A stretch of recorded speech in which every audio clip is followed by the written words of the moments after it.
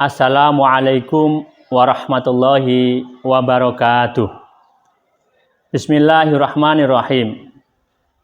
Yang terhormat dosen penguji uji kinerja pendidikan profesi guru dalam jabatan tahun 2023. Perkenalkan, saya Ahmad Mustafa, sarjana pendidikan Islam. Saya guru mata pelajaran sejarah kebudayaan Islam di Madrasah Aliyah Negeri 3 Bojonegoro. Sekaligus saya mahasiswa pendidikan profesi guru dalam jabatan batch 1 tahun 2023 di LPTK IAIN Kediri, Jawa Timur. Pada kesempatan kali ini, Sabtu 26 Agustus 2023, saya akan melaksanakan uji kinerja praktik pembelajaran secara luring di MAN 3 Bojonegoro.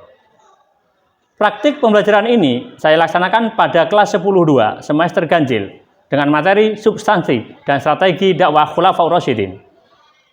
Untuk lebih jelasnya, berikut video uji kinerja praktik pembelajaran yang telah saya lakukan. Mohon masukan dan sarannya agar ke depan pembelajaran saya lebih baik. Terima kasih. Wassalamualaikum warahmatullahi wabarakatuh.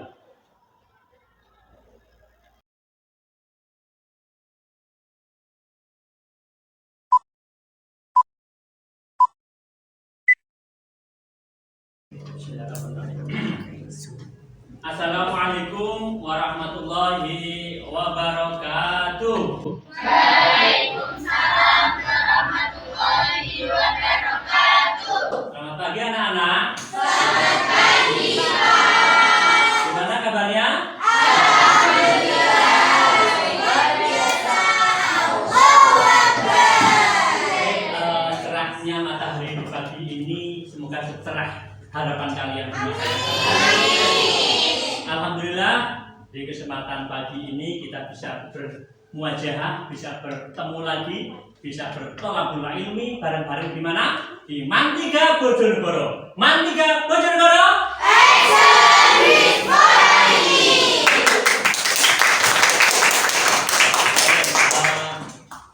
Untuk menggugah semangat lagi kalian, ketika saya bilang semangat SKI, bilang Yes.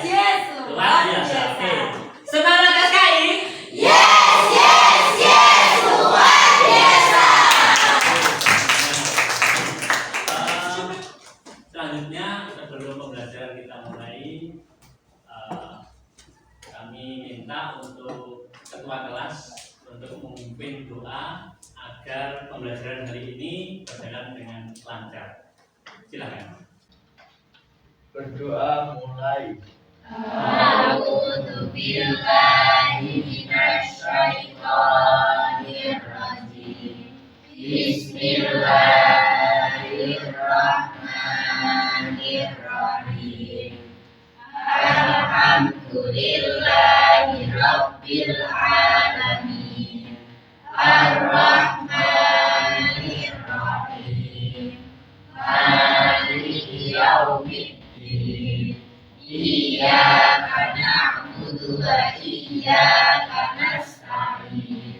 Ihdinas siratal mustaqim. Siratal ladzina an'amta 'alaihim ghairil maghdubi 'alaihim waladdallin. Amin. Raditu billahi rabban wa bil islami dinan wa bi Muhammadin nabiyyan wa rasulah. Rabbi zidni ilma warzuqni fahma waj'alni minas sholihin. Amin ya rabbal alamin. Terima kasih saya ucapkan kepada Mas Afif yang sudah percaya diri memimpin doa. Jadi ini adalah salah satu usaha kita untuk tampil percaya diri ketika nanti tampil di depan. Selanjutnya atensi hari ini saya Bapak kenalkan atensi Adinda Devi Maharani yang hadiroh gitu ya. Sambil tangan. Oke. Nah. Afifuddin Khairul. Oke. Anasia Erlita Ramadhani. Oke. Arafah. Oke, siap. Devi Adelia Agustin. Dia Ayu Lestari. Oke. Edelweiss Sri Kandi. Hadir? Oh, hadir. Oke. Vivi Mulyani. Hadir. Intan Trirat Nasari. Hadir. Oke. Julia Isna Rahmawati. Oke. Alimatun Nisa. Oke. Kiki Kartika. Kirana Agung Chandra Ramadhani. Oke. Muhammad Afif Nasuha. Sakit. Oke. Muhammad Ali Reza Pahlavi. Oke,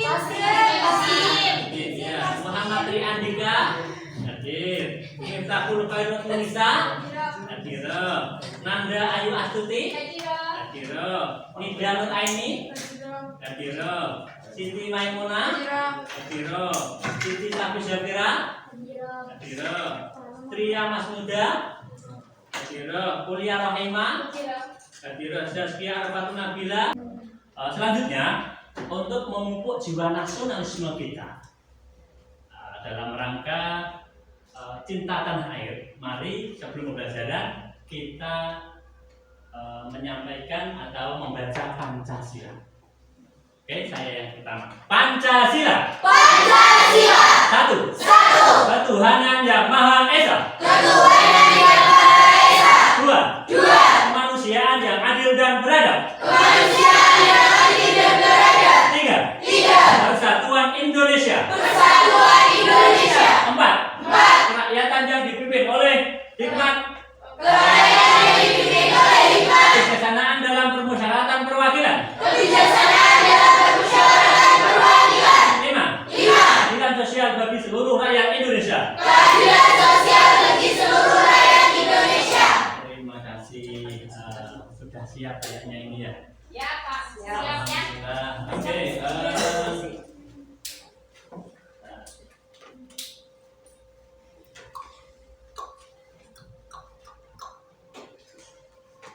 Selanjutnya hari ini kita akan belajar yakni materi substansi dan strategi dakwah Khulafaur Rasyidin. Oke, namun sebelumnya Bapak akan mencoba pengalaman atau pengetahuan awal kalian sebelum kita masuk ke materi substansi dan strategi dakwah Khulafaur Rasyidin. Yang mana pertemuan kemarin ya kita sudah mempelajari tentang sistem pemilihan Khulafaur Rasyidin. Oke, siapa yang tahu siapa itu Khulafaur Rasyidin? Siapa? Oh ya, pokoknya Pemimpin yang bijaksana setelah Rasulullah wafat. pemimpin yang bijaksana setelah Rasul wafat. Berarti pelanjut estafet kepemimpinan umat Islam setelah Rasul wafat. Oke, yang lain mungkin? Ya. Pemimpin yang hebat. Pemimpin yang hebat. Yang jawab. Khulafaur Rasyidin? Apa? Ayo yang jawab. Ya. Pemimpin yang bijaksana, betul. Oke. Nah, pokoknya bersemangat ya ini ya. Wah, harus bersemangat. Nah, coba harus bersemangat. Oke. Sedangkan untuk capaian pembelajarannya ya, nanti kita akan menganalisa proses pemilihan, substansi dan strategi dakwah. Ini capaian pembelajarannya. Dalam artian apa? Elemen SKI yang kita pelajari hari ini nanti CP-nya yakni menganalisa proses pemilihan, strategi dan substansi dakwah Khulafaur Rasyidin. Selanjutnya tujuan pembelajarannya ya yakni kita akan mempelajari tentang menganalisis substansi dan strategi dakwah Khulafaur Rasyidin sebagai upaya menanamkan sikap kepemimpinan, tanggung jawab dan disiplin. Oke. Selanjutnya Bapak akan menyampaikan ternyata apa yang anak-anak jawab di awal tadi, yakni terkait apa itu Khulafaur Rasyidin. Khulafaur Rasyidin secara bahasa adalah dari kata khulafa yang artinya apa? Itu tadi. Jadi pemimpin pengganti setelah Nabi. Yang Ar-Rasyidin artinya mendapat petunjuk. Jadi menurut bahasa Khulafaur Rasyidin adalah Orang yang ditunjuk sebagai pemberi yang selalu mendapat petunjuk dari Allah. Selanjutnya ada berapa? Ulang Fajidin. Mas Andika. Abu Bakar 2, Umar bin Khattab 3. Ayo. Belum tahu? Ayo 3. Utsman bin Affan. Yang terakhir Ali bin Abi Thalib. Ini Mas Iksan ya. Harus ada dulu. Oke. Sebagai gambaran awal ya. Ketika kita akan mempelajari materi hari ini, yakni substansi dan strategi dakwah Khulafaur Rasyidin, maka silakan anak-anak untuk menyimak video berikut.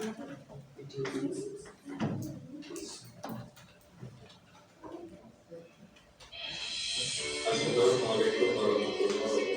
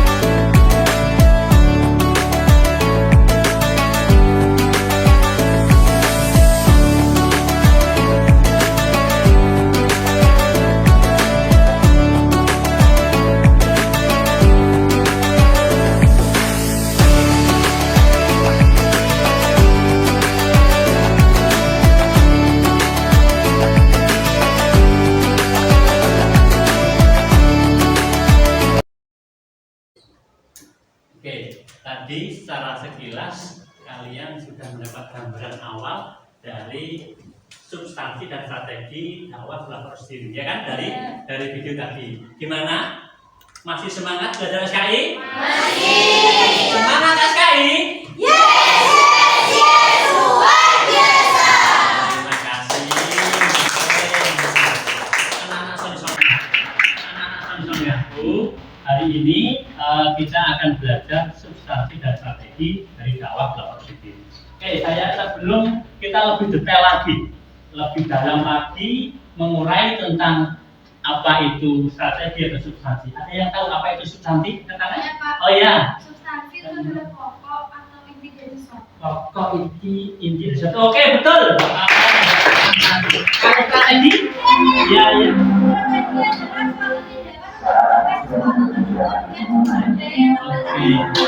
Oke, bagus. Kita akan ya. Apa ya? Nah, kita lanjut. Semangat. Oke, selanjutnya dakwah. Tadi ada substansi, ada strategi, ada dakwah. Ada yang tahu dakwah? Ayo, dakwah adalah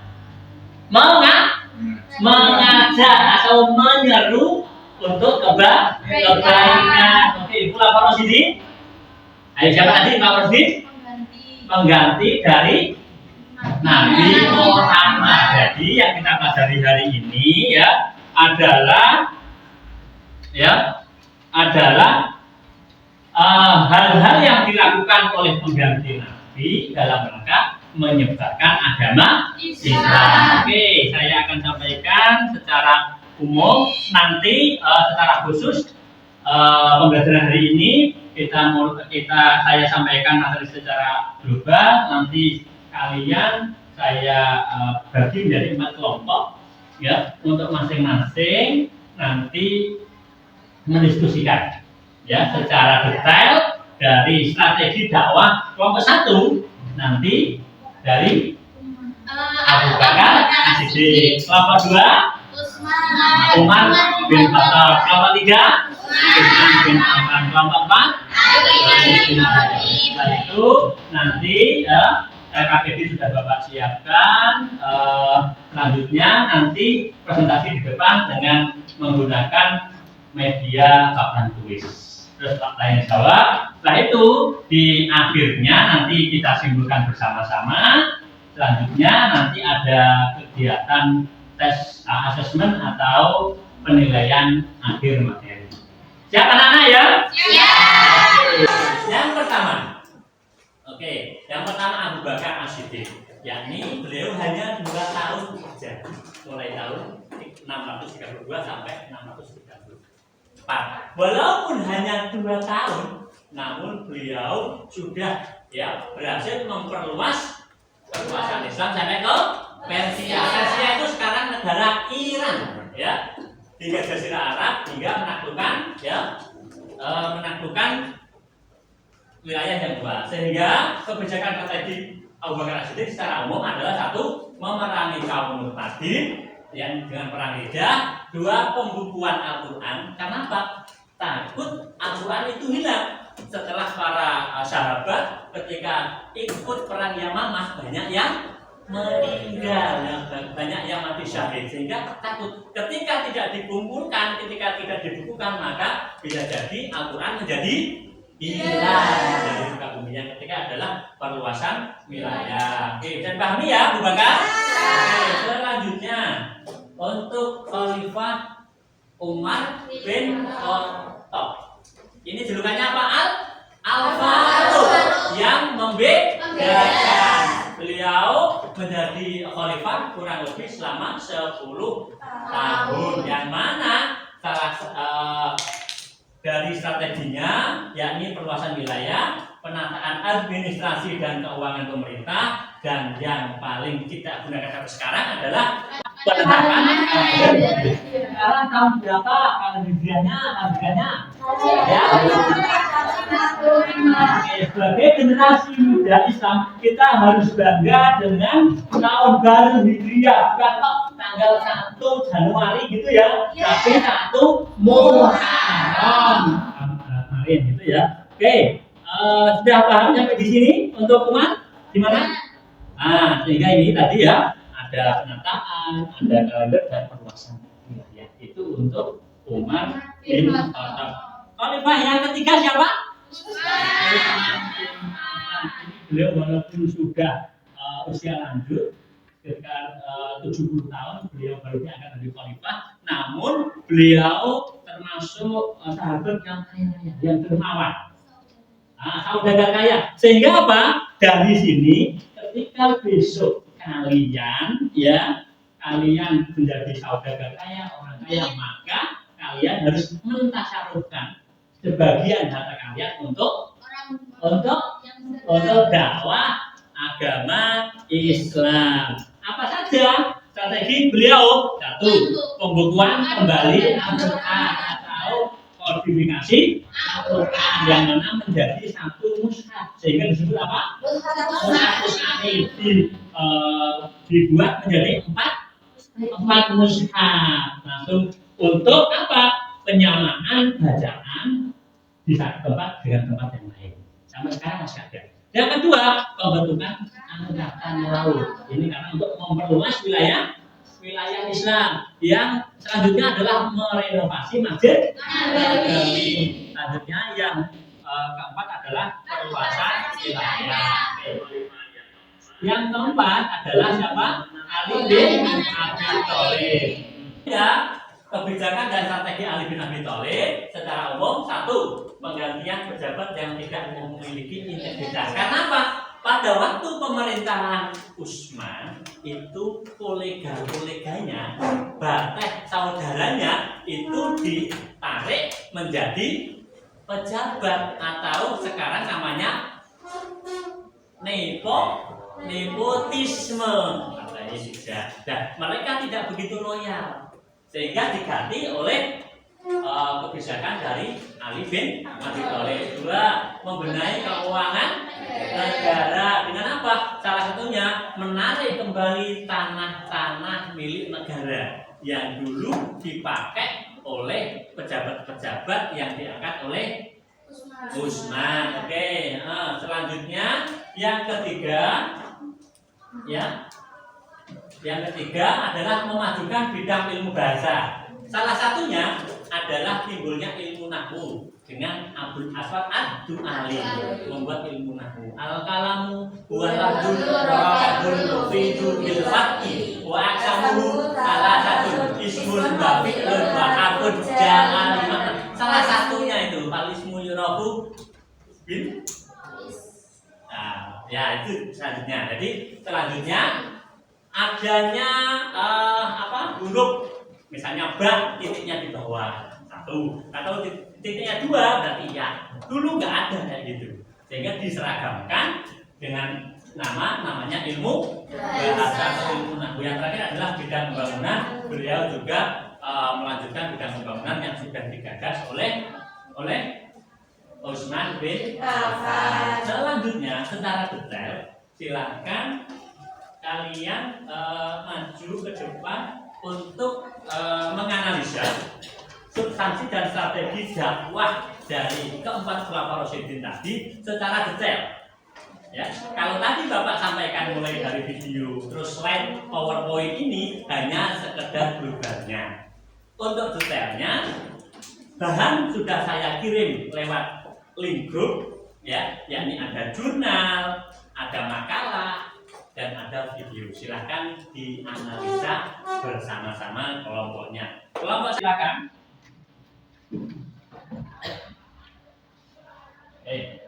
Kelompok 2, kita bagi kelompoknya sesuai deretan ada ya. Kelompok 2. Kelompok 3 ya. Kelompok 3 silahkan merapat menuju ke kelompoknya masing-masing. Kelompok 4 silahkan. Silahkan Bapak beri waktu 10 menit mulai dari sekarang. Silahkan untuk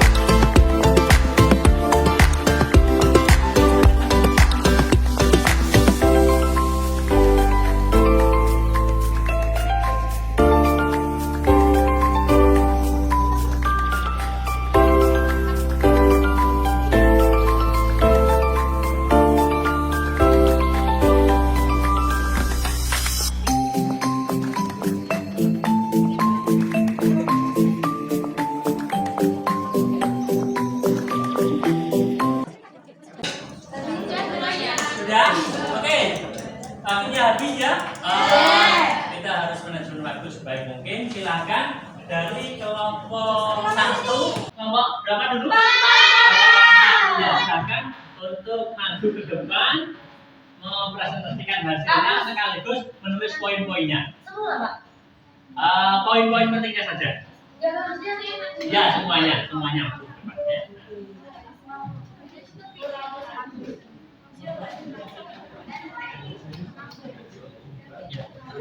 silakan. Ya, silakan di sini. Silakan.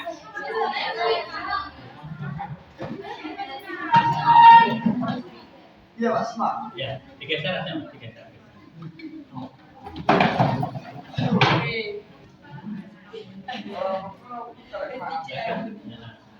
Ada yang memperhatikan dan ada yang menulis. Nanti di sini Abu Bakar. Assalamualaikum warahmatullahi wabarakatuh. Waalaikumsalam warahmatullahi wabarakatuh. Kami dari kelompok 4 Ali bin Abi Thalib akan mempresentasikan hasil yang telah kami kerjakan tadi. Yang pertama, strategi dakwah Ali bin Abi Thalib. Pertama, penggantian pejabat lama dengan yang baru. Khalifah Ali bin Abi Thalib memerintah hanya 6 tahun. Selama masa pemerintahannya, ia menghadapi berbagai pergolakan. Tidak ada sedikit pun dalam pemerintahannya yang dapat dikatakan stabil. Setelah menduduki jabatan khalifah, Ali memecat para gubernur yang diangkat oleh Utsman. Dia yakin bahwa pemberontakan terjadi karena keteledoran mereka.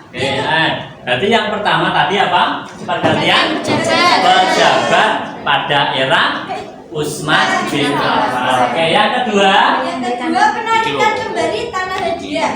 Ali juga menarik kembali tanah yang dihadiahkan Utsman kepada penduduk dengan menyerahkan hasil pendapatannya kepada negara dan memakai kembali sistem distribusi pajak tahunan di antara orang-orang Islam sebagaimana pernah diterapkan oleh Umar bin Khattab. Ya, dua. Berarti apa tadi? Penarikan kembali tanah negara. Oke. Yang ketiga. Yang ketiga, menghadapi para pemberontak. Setelah kebijakan tersebut diterapkan, Ali bin Abi Thalib menghadapi pemberontakan Talha, Zubair dan Aisyah. Alasan mereka, Ali tidak mau menghukum para pembunuh Utsman dan mereka menuntut bela terhadap darah Utsman yang telah ditumpahkan secara zalim. Ali sebenarnya ingin sekali menghindari perang. Dia mengirim surat kepada Talha dan Zubair agar keduanya mau berunding untuk menyelesaikan perkara tersebut secara damai. Namun, ajakan tersebut ditolak. Akhirnya, pertempuran yang dahsyat pun terjadi. Perang ini dikenal dengan nama Perang Jamal. Ada perang Jamal ya. Perang apa enggak? Atau Perang Jamal atau Perang unta.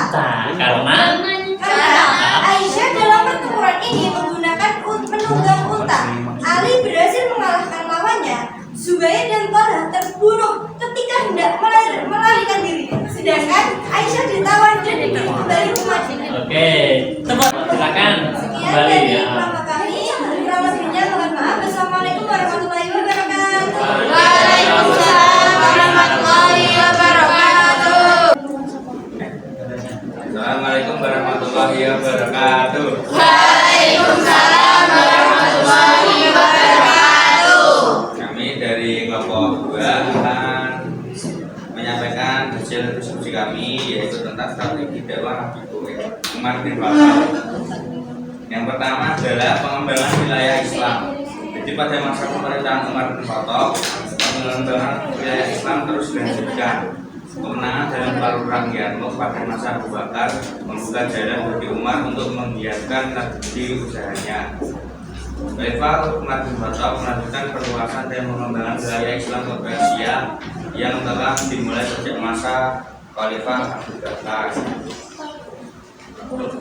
Yang kedua adalah mengeluarkan undang-undang. Di antara jasa dan peninggalan Umar bin Khattab selama ia menjabat Khalifah adalah melanjutkan pemerintahan dengan mengeluarkan undang-undang. Diadakan kebijakan peraturan perundangan mengenai ketertiban pasar, ukuran dalam jual beli, mengatur kebersihan jalan dan lain-lain. Yang ketiga adalah membagi wilayah pemerintahan. Khalifah Umar bin Khattab juga membagi daerah menjadi beberapa daerah pemerintahan, yaitu pemerintahan pusat dan pemerintahan daerah. Yang keempat adalah membentuk beberapa dewan. Selain itu, Khalifah Umar bin Khattab juga membentuk beberapa dewan. Di antaranya adalah Perbendaharaan Negara dan Dewan Militer. Ia juga termasuk utusan kehakiman, di mana hakim yang terkenal pada waktu itu adalah Ali bin Abi Thalib. Oke, terima kasih ya. Yang presentasi hasil diskusi strategi dakwah umat Islam, yang mana beliau adalah khalifah kedua. Oke, ada pertanyaan? Ayo, silakan. Ada pertanyaan? Betul, Pak. Dari khalifah Abu Bakar, dari khalifah Umar, jelas? Jelas. Cukup sekian dari kami, kurang lebihnya mohon maaf. Assalamualaikum warahmatullahi wabarakatuh. Waalaikumsalam warahmatullahi wabarakatuh. Assalamualaikum warahmatullahi wabarakatuh. Waalaikumsalam warahmatullahi wabarakatuh. Strategi Abu Bakar As-Siddiq adalah 1. Memerangi orang murtad. Peristiwa Ridha meninggalkan Rasulullah SAW banyak menimbulkan gejolak di kalangan umat Islam. Salah satunya adalah kaum murtad. Mereka menyatakan keluar dari Islam. Ada yang masih beriman dan menjalankan sholat, tapi tidak mau menunaikan zakat karena beranggapan bahwa meninggalnya Rasulullah SAW jadi menggugurkan kewajiban mereka untuk menunaikan zakat. Jadi alasan mereka ya murtad karena apa? Mereka beranggapan kewajiban dari membayar zakat itu kan ketika Rasul masih hidup. Ketika mereka sudah ketika Rasul sudah meninggal, maka kewajiban zakat itu sudah tidak ada. Itu alasannya dari mereka. Yang kedua, pembukuan Al-Quran.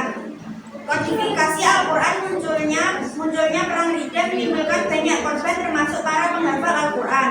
Kenyataan ini sangat mengkhawatirkan dan merugikan. Oleh karena itu, Umar bin Khattab mengusulkan kepada Abu Bakar untuk mengumpulkan tulisan-tulisan Al-Quran menjadi satu buku. Khalifah kemudian menunjukkan Sa'id bin Sabit untuk memimpin pengumpulan ayat-ayat Al-Quran tersebut.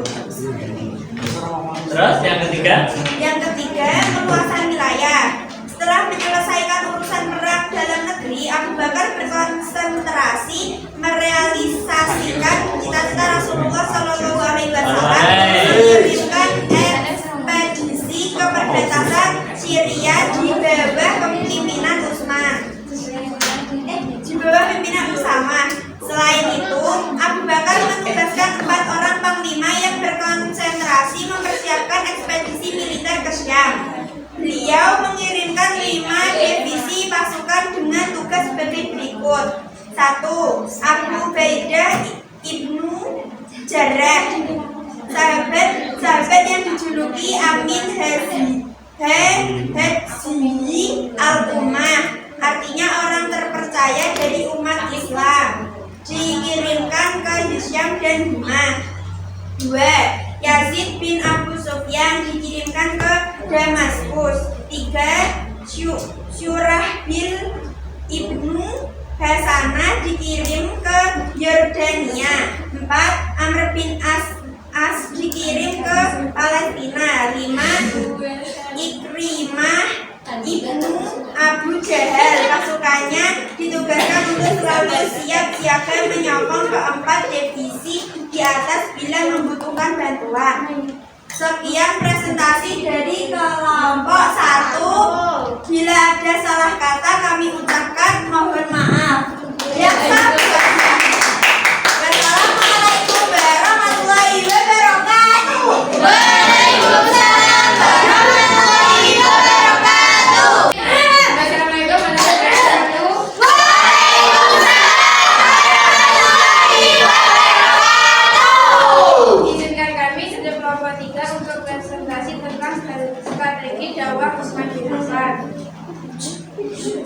Strategi dakwah Utsman bin Affan. 1. Perluasan wilayah. Pada masa Khalifah Utsman terdapat juga beberapa upaya perluasan di daerah kekuasaan Islam, di antaranya adalah melanjutkan usaha menaklukkan Persia, kemudian Tabaristan, Azerbaijan, dan Armenia. Yang kedua, standarisasi Al-Quran. Pada masa Utsman terjadi perselisihan di tengah kaum muslimin perihal secara baca Al-Quran atau qiraat. Perlu diketahui terlebih dahulu bahwa Al-Quran diturunkan dengan beragam cara baca. Karena perselisihan ini lalu saja terjadi perang saudara.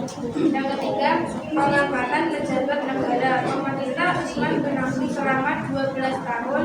Pada paruh terakhir masa khalifahnya muncul perasaan tidak puas dan kecewa di kalangan umat Islam terhadapnya. Kepemimpinan Utsman sangat berbeda dengan kepemimpinan Umar. Salah satu faktor yang menyebabkan banyak kecewa terhadap kepemimpinan Utsman adalah kebijaksanaannya mengangkat keluarga dalam keputusan ini. Yang terpenting diantaranya adalah Marwan ibnu Hakam. Dialah pada dasarnya yang menjalankan pemerintahan, sedangkan Utsman hanya menyandang gelar khalifah. Sedangkan pembangunan fisik, meskipun demikian tidak berarti bahwa pada masa Utsman tidak ada kegiatan-kegiatan yang penting. Utsman jasa membangun bendungan untuk menjaga arus banjir yang besar dan mengatur pembagian air ke kota-kota. Dia juga membangun jalan-jalan, jembatan, masjid-masjid, dan memperluas masjid Nabawi di Madinah. Sekian dari kelompok kami. Wassalamualaikum warahmatullahi wabarakatuh. Waalaikumsalam warahmatullahi wabarakatuh. Ini sebelum tes, saya akan melakukan refleksi pembelajaran dulu. Bagaimana pembelajaran hari ini? Menyenangkan? Gimana, Mas? Sangat menyenangkan, Pak. Oke, semangat SKI? Yes. Luar biasa. Semoga tetap semangat ya. Harapannya ketika kita sudah berproses maka harus ada sebuah evaluasi. Hari ini Bapak bagi yakni berupa link dan barcode untuk kegiatan tes asesmen formatif kita dalam materi ini. Silakan dikerjakan. Ada tes formatif yang sudah Bapak kirim linknya.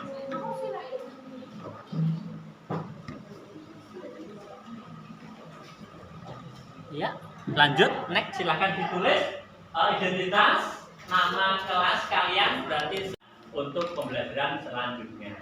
Oke, sebagai refleksi, bagaimana pembelajaran hari ini menyenangkan? Terima kasih. Jangan pernah berhenti untuk belajar. Jangan pernah berhenti belajar dari sejarah. Karena manusia yang baik adalah manusia yang mau belajar dari kesalahan, dari sejarah yang dulu untuk diambil ibrah positifnya. Semangat anak-anak ya. Terima kasih. Kita akhiri pembelajaran hari ini dengan bacaan hamdalah bersama-sama. Alhamdulillahirabbil alamin. Wassalamualaikum warahmatullahi wabarakatuh. Waalaikumsalam warahmatullahi wabarakatuh. Maaf jika ada kesalahan kekurangan, karena kita manusia biasa yang tak luput dari kekurangan. Kesempurnaan hanya punya Allah SWT.